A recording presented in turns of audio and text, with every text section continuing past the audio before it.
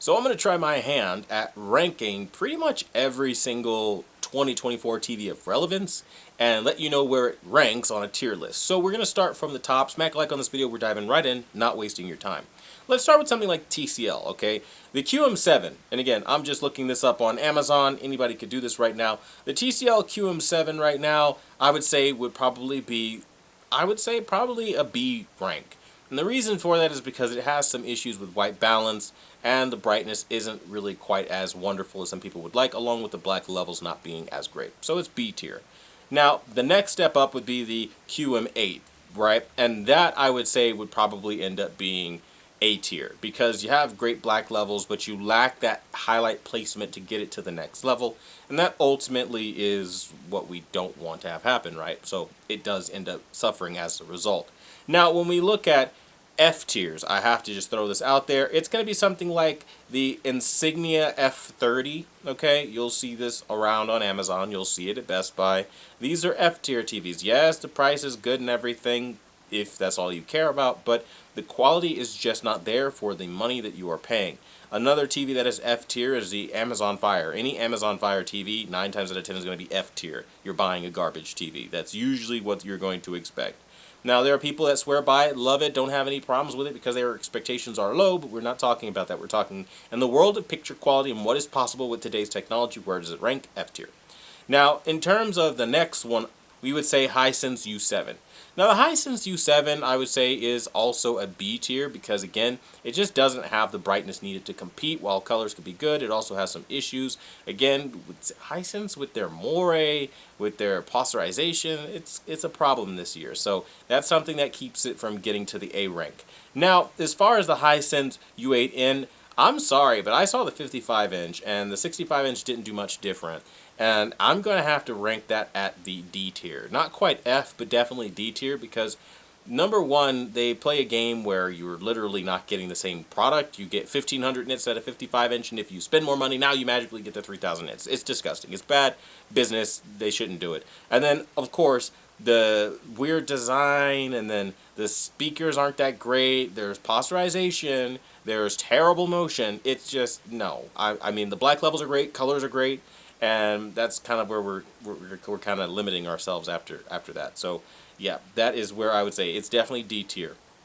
Now, another TV that is F tier would be Roku. Like, literally, any Roku TV, doesn't matter. Like, it's just F tier. And I'm going down the list looking online on Amazon right now just to let you know.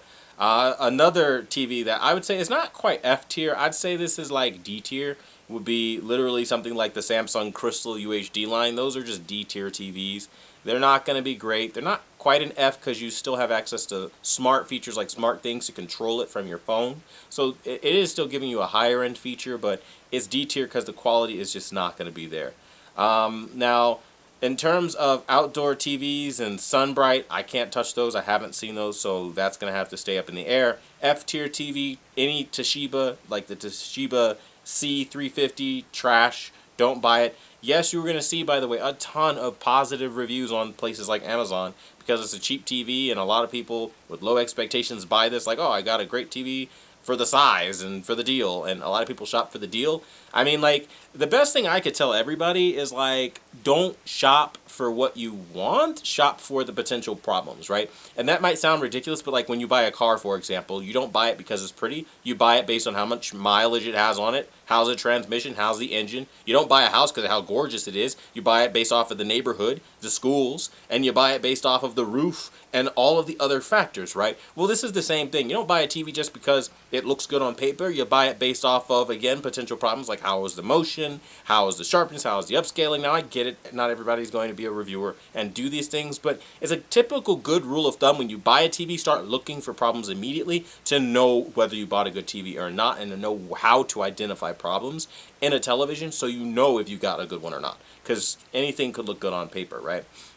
Now, again, where TCL does become F tier is the 4 series. So the S550R, don't buy it. These aren't TVs that you should buy.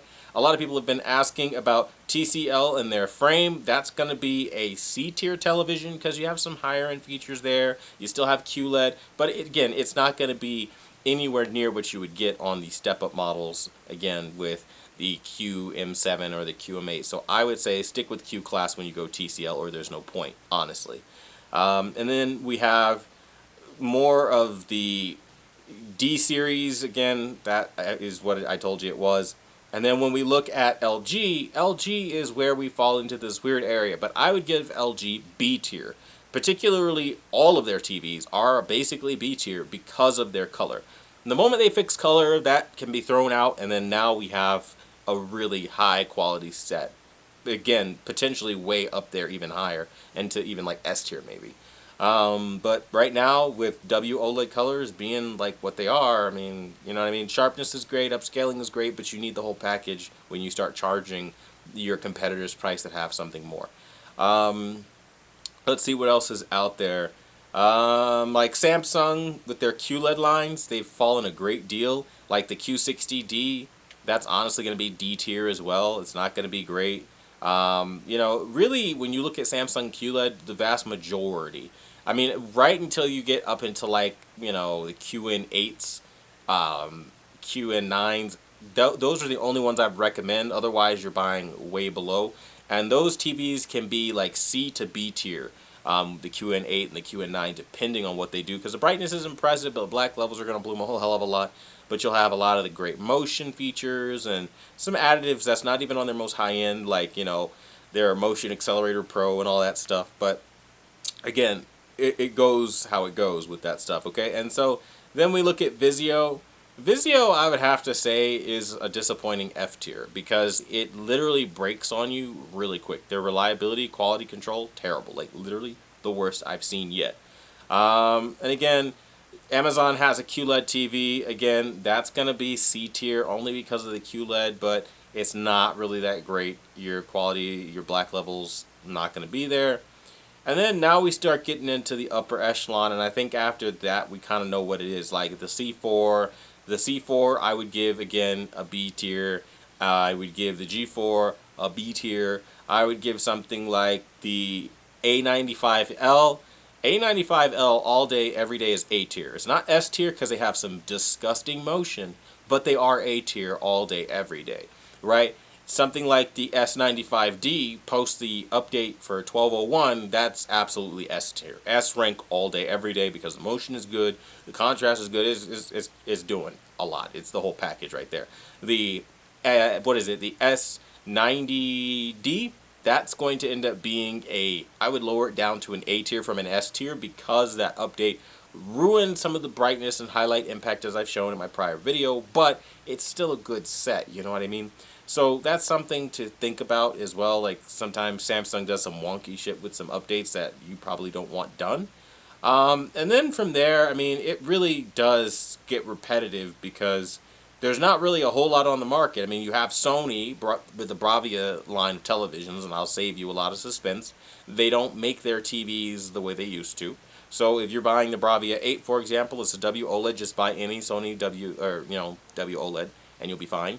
I would rank that at the probably lowest tier, at like, you know, I'd say C tier for an OLED, which is pretty low. And then their other TVs, like their Bravia 7, their Bravia 9, those TVs, I'm sorry to say, are going to be D tier TVs, just because of the way the picture is not keeping up with what old Sony used to do. And if you don't believe me, go on rtings.com and compare, and you'll see what I'm talking about. Color, it's just not where it needs to be. The brightness is the only thing we gain, and that's not really worth much to me. With that being said, I'd love to know what you guys think about the tier list in the comments down below. And as always, I want to thank you guys so much for watching the #1 brand in honesty. And until the next video, I'll see you guys later.